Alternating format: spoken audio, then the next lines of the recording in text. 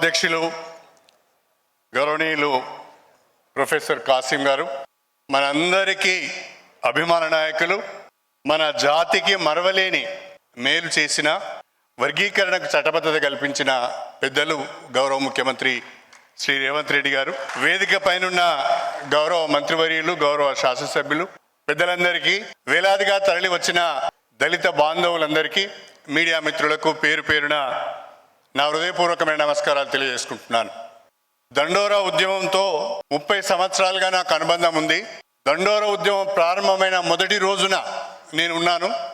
దండోరా ఉద్యమం సాకారమై వర్గీకరణకు చట్టబద్ధత కల్పించిన రోజున కూడా, ముఖ్యమంత్రి గారి ప్రకటన సందర్భంగా కూడా నేను శాసనసభలో ఉండడం చాలా అదృష్టంగా భావిస్తున్నానని చెప్పి నేను ఈ సందర్భంగా తెలియజేస్తున్నా. 30 సంవత్సరాల పోరాటం తర్వాత సుప్రీంకోర్టు తీర్పు నేపథ్యంలో వర్గీకరణకు చట్టబద్ధత కల్పించాలని సంకల్పంతో, చిత్తశుద్ధితో దేశంలో ఏ ముఖ్యమంత్రి సాహసము చేయని పరిస్థితులలో, ఏ రాష్ట్ర ప్రభుత్వం ముందుకు రాని పరిస్థితులలో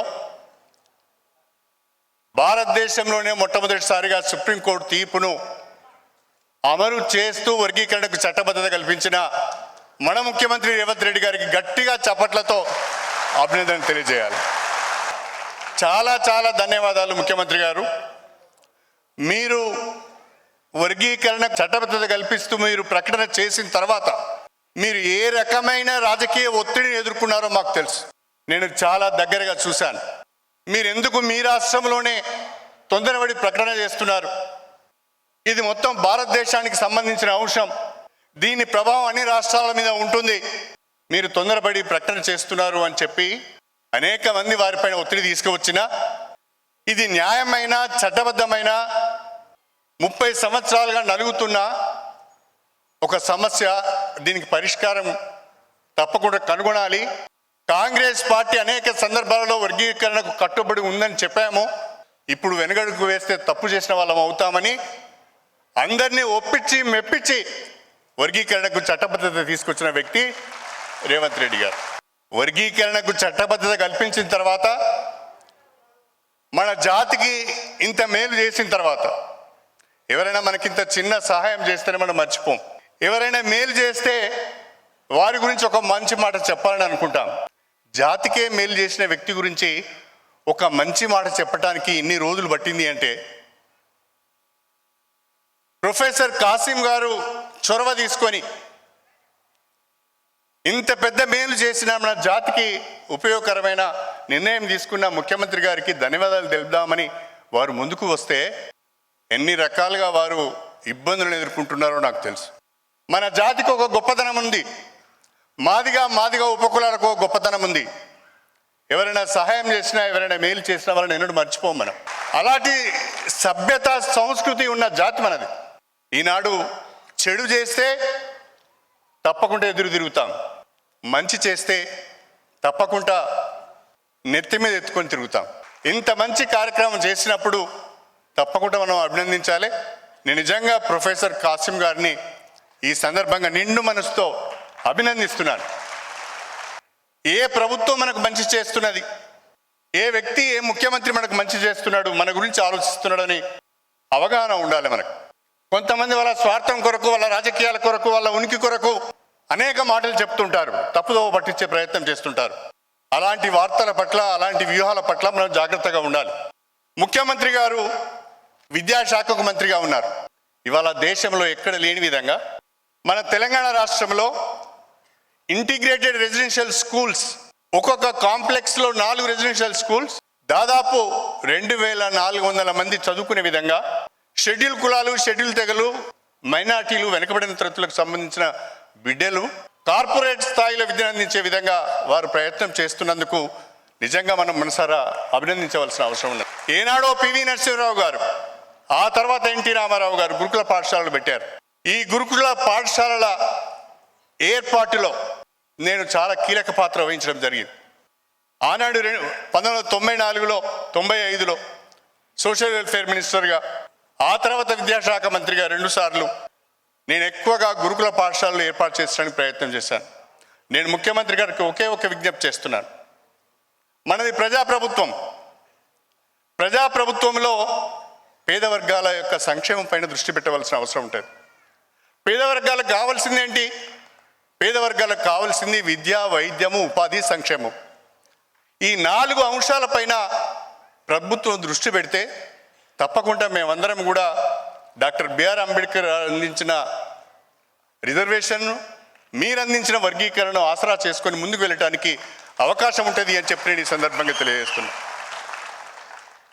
నేను ఒక చిన్న విషయం చెప్తాను మీ దృష్టికి. ఒక చిన్న రిఫార్మ్, ₹1 ఖర్చు లేకుండా చేసిన ఒక చిన్న రిఫార్మ్ ఏంటి అంటే, నేను విద్యాశాఖ మంత్రిగా ఉన్నప్పుడు, కేంద్రంలో ప్రకాష్ జవదేకర్ గారు హెచ్ఆర్డి మినిస్టర్గా ఉన్నప్పుడు దేశంలో బాలికల విద్య పైన ఒక కమిటీ వేశారు. దానికి ఆయన ఎందుకో కానీ నన్ను చైర్మన్ చేశారు. ఆ సందర్భంగా నేను రాష్ట్రాలు తిరిగి వచ్చి వారికి ఒక నివేదిక ఇచ్చాను. కస్తూర్బా గాంధీ బాలికా విద్యాలయాలు 6, 7, 8 తరగతులకే పరిమితమైనాయి. ఒక ఆంధ్రప్రదేశ్లో మాత్రం 10వ తరగతి వరకు 9, 10 తరగతులకు రాష్ట్ర ప్రభుత్వం ఖర్చు భరించి చేస్తున్నది. ఇలా కాకుండా దేశవ్యాప్తంగా బాల్య వివాహాలు అరికట్టాలంటే ఈ యొక్క కేజీబీవీలను ఇంటర్మీడియట్ వరకు 12th క్లాస్ వరకు అప్గ్రేడ్ చేయాలని చెప్పి ఒక నివేదిక ఇస్తే ఆ నివేదికను ప్రకాష్ జవదేకర్ గారు, నరేంద్ర మోడీ గారు అమలు చేశారు. అంటే అలాంటి చిన్న చిన్న విషయాలతో ఇవాళ మాకు కావాల్సింది కూడా విద్యనే. నాణ్యతతో కూడిన విద్యను అందిస్తే దళిత బిడ్డలు ఎవరికి కూడా తీసిపోరు అని చెప్పి నేను ఈ సందర్భంగా తెలియదు. గవర్నమెంట్ ప్రైమరీ స్కూల్లో చదువుకొని, జిల్లా పరిషత్ హై స్కూల్లో చదువుకొని, కార్పొరేట్ స్కూల్లో చదువుకున్న వాళ్ళతో పోటీ పడాలి అంటే అది సామాన్యమైన మాట కాదు, చాలా అంతరం ఉంటుంది. I want to make a statement. Inequalities in education leads to inequalities in society. మనం అందించే విద్యలో ఉన్న అంతరాలు సమాజంలో కూడా అంతరాలను సృష్టిస్తాయి. ఒకప్పుడు సామాజిక అసమానతలు, ఆ తర్వాత ఆర్థిక అసమానతలు, ఇప్పుడు విద్యాపరంగా అసమానతలు వస్తున్నాయి. మళ్ళీ మేము వెనుకబడే ప్రమాదం ఉన్నది. మా జాతి మళ్ళీ వెనుకబడే ప్రమాదం ఉన్నది. మా జాతి మళ్ళీ మిగతా వాళ్ళతో సమానంగా ముందుకు వెళ్ళాలంటే నాణ్యమైన విద్య మాకు అందుబాటులోకి కావాలి. విద్య అందించడం కాదు, విద్యను అందుబాటులోకి తీసుకురావడం కాదు, నాణ్యమైన విద్య పేద వర్గాల బిడ్డలకు, దళిత బిడ్డలకు అందరికీ కూడా అందుబాటులో ఉండాలి. అది ఉండాలి అంటే ఇప్పుడున్న గురుకుల పాఠశాలలు కానీ, ఇప్పుడున్న ఇంటిగ్రేటెడ్ రెసిడెన్స్ స్కూల్స్, మీరు ఆలోచించే తెలంగాణ పబ్లిక్ స్కూల్స్ కానీ ఈ బిడ్డలకు అవకాశం కల్పిస్తే తప్పకుండా మేము అందరితో పోటీ పడతామని చెప్పి ఈ సందర్భంగా తెలియజేసుకుంటాం. నా దృష్టిలో తెలివి ఎవరి సొత్తు కాదు. ఒక కులానికో ఒక మతానికో మాత్రమే తెలివితేటలు ఉంటాయని ఎవరన్నా అంటే వానికంటే మూర్ఖుడు ఇంకోడు లేడు. సమాన అవకాశాలు కల్పించినప్పుడు, సమాన స్థాయిలో విద్యను అందించినప్పుడు ప్రతి ఒక్కడు కూడా మట్టిలో మాణిక్యంలాగా రాణిస్తాడనేది నా బలమైన అభిప్రాయం అని చెప్పి ఈ సందర్భంగా తెలియజేస్తున్నా. మీరు విద్య పైన ప్రత్యేకమైన శ్రద్ధ పెడుతున్నారు. దయచేసి ఇంకా అనేక రిఫార్మ్స్ రావాల్సిన అవసరం ఉన్నది. విద్య అంటే ఓన్లీ ఇన్ఫ్రాస్ట్రక్చర్, టీచర్స్ మాత్రమే కాదు. విద్య అంటే మనం అనుకుంటాం 4 భవనాలు కడితే అయిపోతుందని, లేదు ఉపాధ్యాయులు నియామకం చేస్తే సరిపోతుందని. విద్య అంటే ఇన్ఫ్రాస్ట్రక్చరు, ఉపాధ్యాయులు కానే కారు. విద్య అంటే విద్యార్థులు, వాళ్ళ తల్లిదండ్రులు, ప్రభుత్వము, ఉపాధ్యాయులు, వీళ్ళంతా స్టేక్ హోల్డర్స్. వీళ్ళందరి యొక్క అభిప్రాయాల మేరకు మనం విద్యారంగాన్ని ప్రక్షాళన చేయవలసిన అవసరం ఉంది అని చెప్పి నేను ఈ సందర్భంగా తెలియజేసుకుంటూ, నాకు పరిపూర్ణమైన నమ్మకం ఉన్నది. దళిత సంక్షేమం, విద్యారంగము, మీకున్న సంకల్పము తప్పకుండా రాబోయే రోజుల్లో తెలంగాణ విద్యాపరంగా కానీ, దళిత సంక్షేమ పరంగా కానీ భారతదేశంలో అగ్రస్థానాన్ని నిలబడుతుందనే విషయాన్ని ఈ సందర్భంగా గుర్తు చేస్తూ, కాసిం గారు చెప్పిన 2 విషయాలు కూడా, ఒకటి అసైన్డ్ భూములపైన కొంచెం ప్రత్యేకంగా మీరు రివ్యూ చేయవలసిన అవసరం ఉన్నది. అసైన్డ్ భూములకు ఇంతవరకు పట్టాలు ఇవ్వడం లేదు, వాళ్ళు అమ్ముకోవడానికి కూడా అవకాశాలు రావడం లేదు. రెండవది లీడ్ క్యాప్ విషయంలో భూములన్నీ కూడా అన్యాక్రాంతం అవుతున్నాయి. ఆ లీడ్ క్యాప్ భూములను కూడా మనము ప్రొటెక్ట్ చేసుకుంటూ లీడ్ క్యాప్ యాక్టివిటీస్ కొనసాగించవలసిన అవసరం ఉందనే విషయాన్ని ఈ సందర్భంగా గుర్తు చేస్తూ, మరొక్కసారి మనందరం గట్టిగా చప్పట్లతో మన ప్రియతమ ముఖ్యమంత్రి గారికి ధన్యవాదాలు తెలుపుకుంటూ సెలవు తీసుకుంటాం.